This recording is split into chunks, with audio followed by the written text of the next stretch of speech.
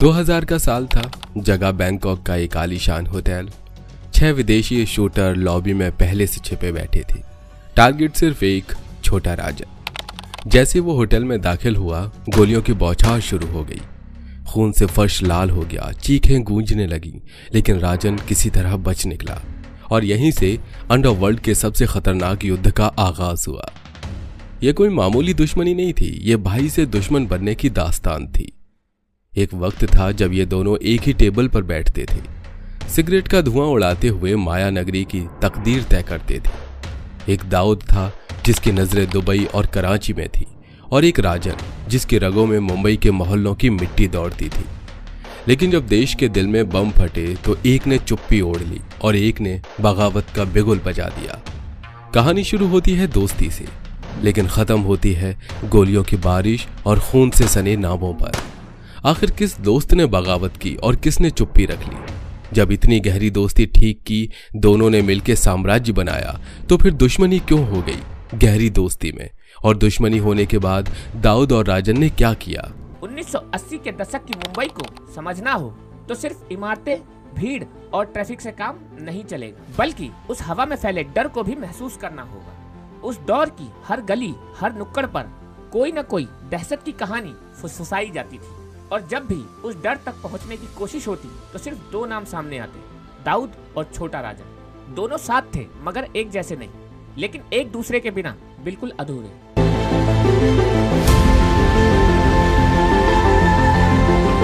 दाऊद उस मास्टरमाइंड की तरह था जो दूर बैठकर चालें चलता था, जबकि राजन वो भरोसेमंद योद्धा था जो हर जंग में सबसे आगे खड़ा रहता था। राजन की वफादारी का इतना भरोसा था दाऊद को कि वो जानता था जब तक राजन साथ है तब तक पीठ पर वार नहीं होगा। इस जोड़ी ने डी कंपनी को उस ऊंचाई तक पहुंचा दिया जहां सिर्फ डर नहीं, सत्ता भी झुकती थी। राजन की कहानी किताबों में नहीं बल्कि सड़कों पर लिखी गई थी, खून से, पसीने से और कभी कभी गोलियों से। एक वक्त था जब वो मुंबई की सड़कों पर टैक्सी चलाता था, लेकिन उसकी आंखों में हमेशा कुछ बड़ा करने का सपना था, भले ही वो रास्ता काली दुनिया से होकर क्यों न जाए। दाऊद ने उसकी हिम्मत, उसकी तेजी और उसकी जमीनी समझ को पहचाना, और यही वजह थी कि उसने राजन को सिर्फ अपने गैंग में जगह नहीं दी बल्कि मुंबई के पूरे ऑपरेशन की जिम्मेदारी भी दे दी।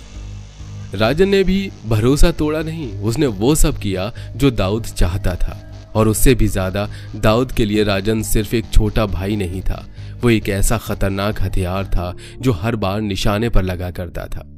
लेकिन फिर आया वो दिन जिसने सिर्फ शहर को नहीं, राजन की आत्मा को भी झकझोर दिया। 1993 के बम धमाके, एक के बाद एक गूंजते धमाकों ने सिर्फ इमारतों को नहीं उड़ाया, लोगों के भरोसे, रिश्तों और शहर के दिल को भी जख्मी कर दिया। 257 जानें चली गईं, बिना चेतावनी, बिना वजह। पर सबसे बड़ा झटका तब लगा जब इस सब के पीछे दाऊद का नाम सामने आया। राजन को यकीन ही नहीं हुआ कि जिस इंसान के लिए उसने खून बहाया वो इस हद तक गिर सकता है। उसके लिए यह हमला सिर्फ मासूमों पर नहीं था, यह उसकी अपनी सोच, उसकी वफादारी और उसकी पहचान पर हमला था। यही वो क्षण था जब छोटा राजन के अंदर एक बगावत जन्मी, खामोश लेकिन धधकती हुई। उसने फैसला कर लिया, अब यह दोस्ती नहीं, दुश्मनी होगी। लेकिन दिल में दुश्मनी होना एक बात है और दिखाना एक बात। लेकिन राजन क्या करने वाला था, अब यह देखने वाली बात थी। जब छोटा राजन को यह यकीन हो गया कि दाऊद अब सिर्फ एक गैंगस्टर नहीं बल्कि देश का दुश्मन बन चुका है, तो उसने पीछे हटने का फैसला किया। लेकिन अंडरवर्ल्ड से निकलना मंदिर से जूता चुराकर भागने जितना आसान नहीं होता। राजन ने निडर होकर डी कंपनी से दूरी बनानी शुरू की। धीरे धीरे उसने हर उस रिश्ते से नाता तोड़ा जो दाऊद से जुड़ा हुआ था। जब एक रिपोर्टर ने उसे सीधा सवाल दागा, क्या दाऊद तुम्हारा भाई है? तो राजन का जवाब एक गूंजता हुआ ऐलान था, मैंने गुनाह किए हैं लेकिन देश से गद्दारी नहीं की। इस एक लाइन ने राजन की पहचान बदल दी। अब वो सिर्फ एक माफिया नहीं रहा बल्कि एक ऐसा अपराधी बन गया जो अपनी देशभक्ति पर शर्मिंदा नहीं था। इस दुश्मनी ने अब सिर्फ जमीन, पैसे या ताकत के लिए आग नहीं पकड़ी थी, अब इसमें सिद्धांत की आंच थी। राजन ने साफ कर दिया कि वो अब सिर्फ बचने के लिए नहीं, लड़ने के लिए जिंदा है। उसने अपनी लिस्ट बनाई और सबसे पहले नाम काटा गया शरद शेट्टी का, जो दाऊद का सबसे अहम आदमी था, उसके सारे फाइनेंशियल नेटवर्क्स का हेड। राजन के लोगों ने उसे खत्म कर दिया, खुलेआम, बेधड़क। फिर बारी आई दाऊद के दाएं हाथ छोटा शकील की, जो कभी राजन का भी साथी हुआ करता था। लेकिन अब अंडरवर्ल्ड के हर खिलाड़ी को समझ आ गया था, यह लड़ाई अब सिर्फ गोलियों की नहीं, उस उसूल की है जहां कोई गुनहगार भी अपने देश की तरफ खड़ा हो सकता है और अपने ही जैसे लोगों से जंग कर सकता है। लेकिन जब लड़ाई विचारधारा की हो जाए तो गोलियां ज्यादा तेज चलती हैं। साल 2000 में बैंकॉक की एक शाम में वो हुआ जो राजन की जिंदगी बदलने वाला था। दाऊद ने सीधे अपने शूटर भेजे। प्लान साफ था, राजन को खत्म कर दो। होटल की लॉबी में गोलियां बरसी, चीख पुकार मच गई, कई लोग मारे गए। लेकिन राजन की किस्मत फिर एक बार उसके साथ थी।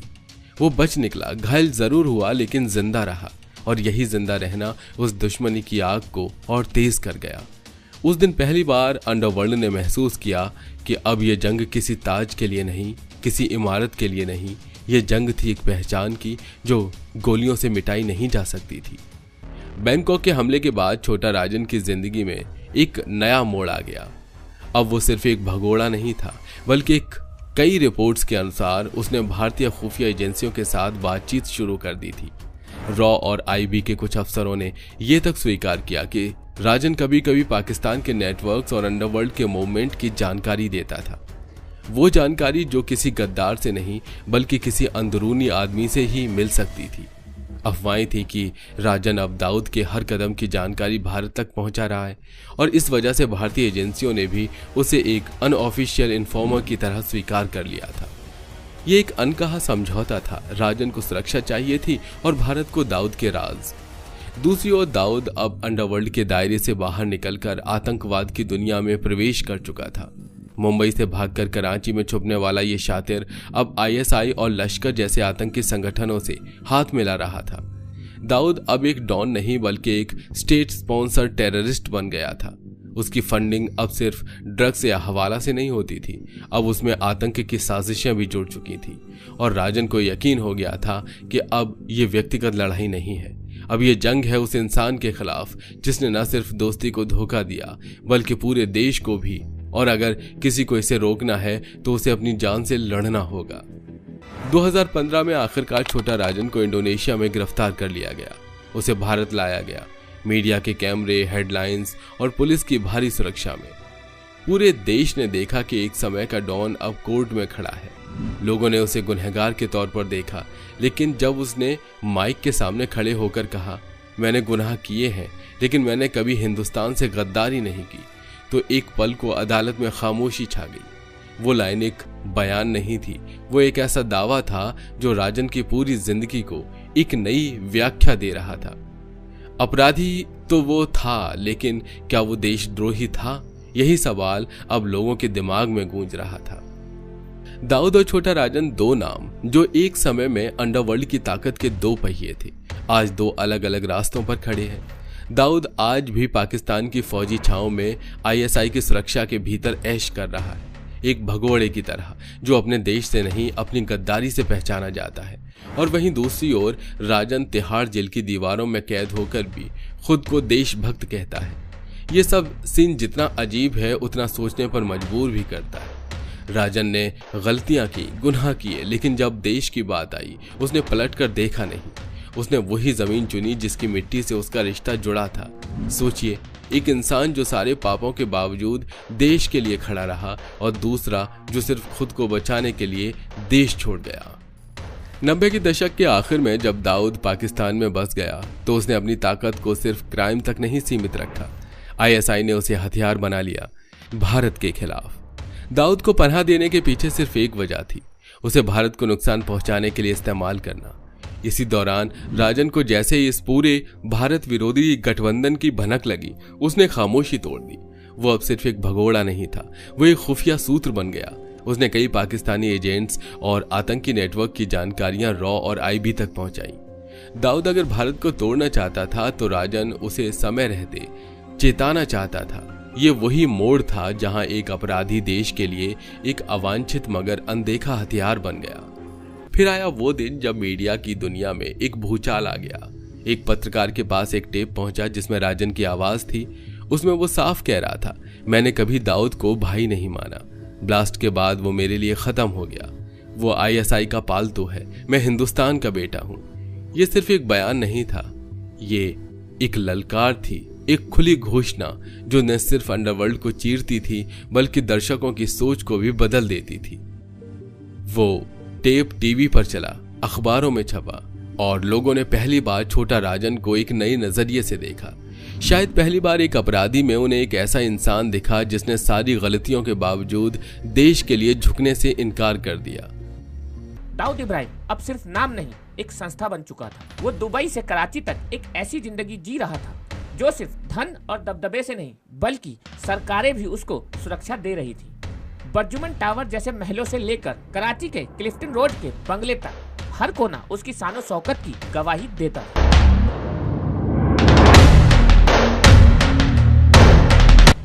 लेकिन सबसे बड़ा मैसेज तब मिला जब उसकी बेटी की शादी एक पूर्व पाकिस्तानी क्रिकेटर के बेटे से हुई और उस शादी में आईएसआई के बड़े बड़े अधिकारी भी शरीक हुए। ये शादी नहीं, एक मैसेज था कि अब दाऊद सिर्फ माफिया नहीं बल्कि पाकिस्तानी एस्टेब्लिशमेंट का हिस्सा है, एक ऐसा एसेट जिसे भारत के खिलाफ इस्तेमाल किया जाना है। वहीं दूसरी तरफ तिहाड़ की चारदीवारी में बंद राजन के पास न पैसे थे न सत्ता, लेकिन उसके पास पछतावा था और एक ऐसा जज्बा जो कहता था कि देश के लिए अब भी कुछ करना बाकी है।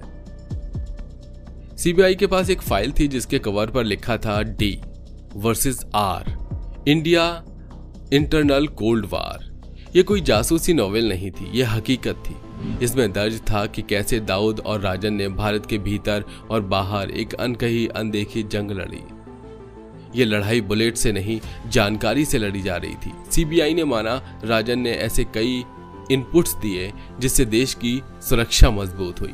उसने पाकिस्तानी नेटवर्क्स, आतंकी साजिशों और हवाला चैनलों पर रोशनी डाली। लेकिन फिर भी कानून अपने उसूलों से चलता है, चाहे कितनी भी मदद की हो। राजन को उसकी सजा मिलनी ही थी क्योंकि उसका अतीत खून से सना हुआ था। और फिर आया वो दिन जब देश की संसद के भीतर राजन की बात उठी। 2016 में एक सांसद ने लोकसभा में पूछा, अगर दाऊद आईएसआई का हथियार है और राजन भारत को इंफॉर्मेशन देता है तो क्या राजन को देशद्रोही कहा जाए या देशभक्त? ये सवाल एक चिंगारी की तरह था जिसने पूरे देश की सोच को झकझोर दिया, क्योंकि जवाब आसान नहीं था। एक तरफ खड़ा था गुनाहों से भरा अतीत और दूसरी तरफ थी देशभक्ति की कोशिश। लोग सोचने पर मजबूर हो गए, क्या कोई अपराधी जो सही वक्त पर सही पक्ष में खड़ा हो जाए देशभक्त हो सकता है, या फिर देशभक्ति के लिए अतीत का पवित्र होना जरूरी है? ये सवाल अधूरा था और शायद हमेशा अधूरा रहेगा। 90 के दशक का बॉलीवुड एक नए दौर से गुजर रहा था। चमक, ग्लैमर और ग्लोबलाइजेशन के बीच एक ऐसी सच्चाई पनप रही थी जिसे कोई कैमरे में कैद नहीं करता था।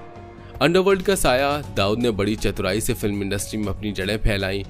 स्क्रिप्ट और कास्टिंग तक हर जगह उसकी पसंद को अहमियत मिलने लगी। ये वो दौर था जब फिल्में बनाने का मतलब था कि किस गैंगस्टर की मंजूरी लेना। लेकिन छोटा राजन इस सांठगांठ से नफरत करता था। उसे यह मंजूर नहीं था कि कला की दुनिया को गद्दारी से पैसा मिले। उसने खुलेआम कई प्रोड्यूसर्स को चेतावनी दी। दाऊद से फंडिंग ली तो अंजाम बुरा होगा। कई मामलों में चेतावनी से बात आगे बढ़ी। कुछ को मारा गया, कुछ की पिटाई हुई। बॉलीवुड एक दोराहे पर खड़ा था। एक तरफ आसान पैसा था, दूसरी तरफ देशभक्ति की सच्चाई, और इन दोनों के बीच सिनेमा के पर्दे से बड़ी एक सच्चाई पल रही थी। कला अब बेगुनाह नहीं रही थी। राजन के गुस्से की एक झलक तब मिली जब उसने एक इंटरव्यू में सीधा ऐलान कर दिया, मैं दाऊद को पाकिस्तान से उठा नहीं सकता, लेकिन जिस दिन वो भारत आया मैं उसे जिंदा नहीं छोड़ूंगा।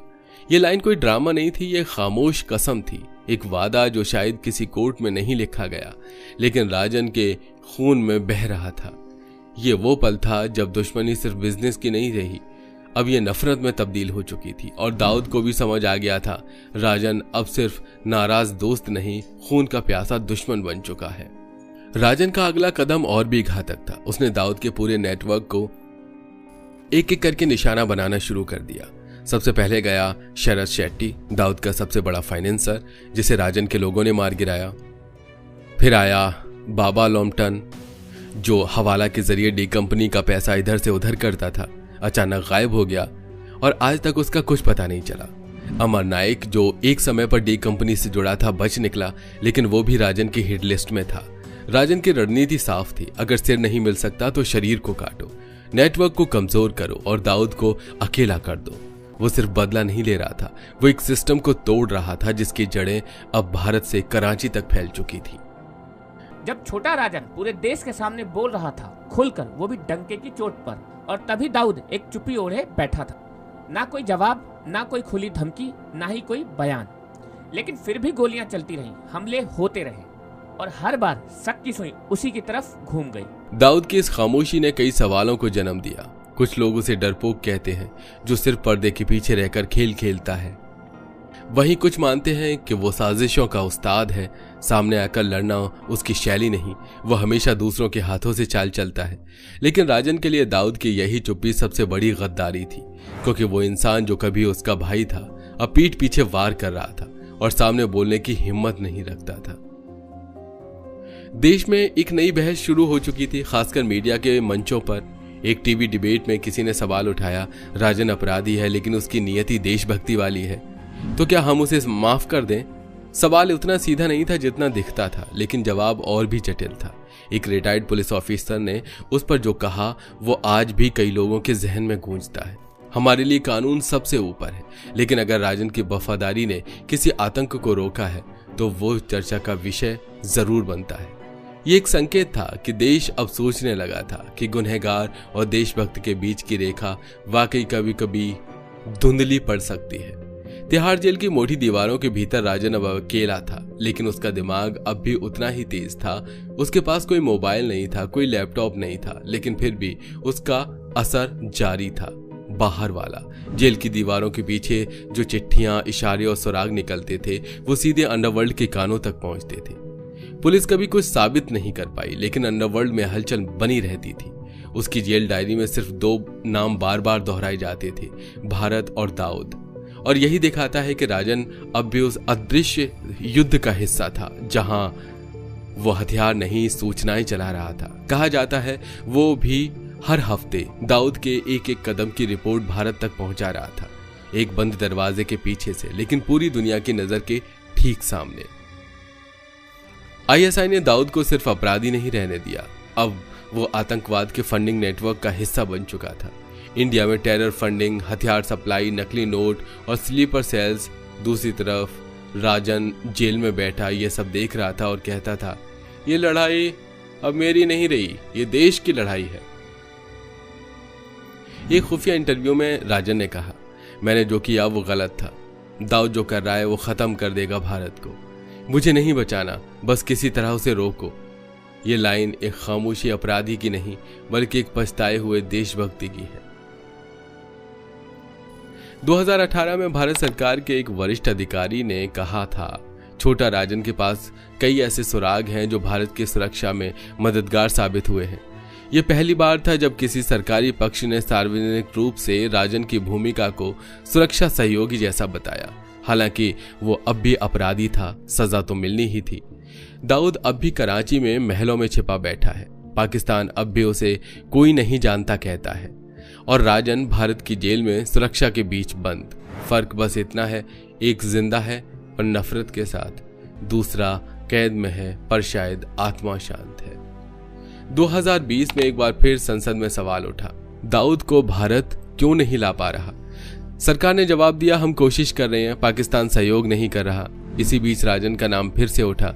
लोगों ने पूछा, जो देशद्रोही देश से भाग गया वो जिंदा, जो गुनहगार देश से जुड़ा रहा वो सलाखों के पीछे, क्या यही न्याय है? दाऊद और राजन पर कई फिल्में बनी, company, shoot out at Lokhandwala, daddy, once upon a time in Mumbai, लेकिन इन फिल्मों में एक चीज मिसिंग थी, सच्चा दर्द। वो दर्द, टूटे रिश्ते, वो असली धोखा और वो देशभक्ति की चीख सुनाई नहीं दी।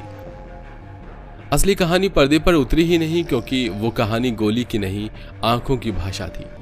आज भी लोग पूछते हैं, कौन बड़ा था, दाऊद जो करोड़ों का नेटवर्क चलाता है, या राजन जिसने सब कुछ छोड़कर सिर्फ एक लाइन कही, ब्लास्ट के बाद मैंने उसे माफ नहीं किया क्योंकि वो देश के खिलाफ गया।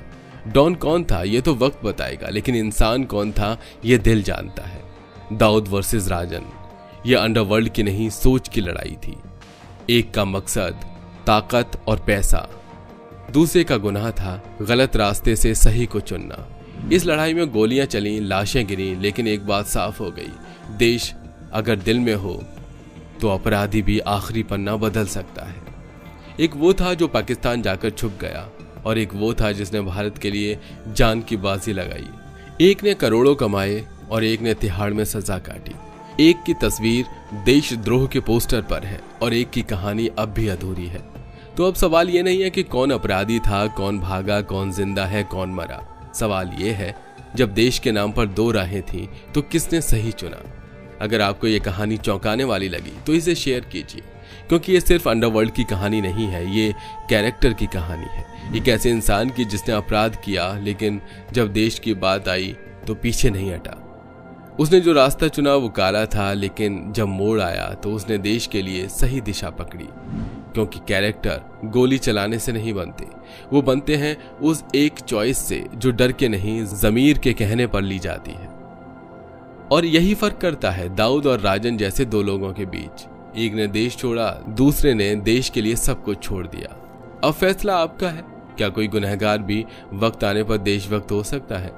और अगर हो सकता है तो क्या वो सिर्फ अपराधी कहलाने लायक है? सोचिए, और अगर आप इस सोच से जुड़ते हैं तो इस कहानी को लोगों तक पहुंचाइए, क्योंकि कैरेक्टर सिर्फ किताबों में नहीं, कभी कभी वो तिहाड़ की दीवारों के पीछे भी मिलते हैं।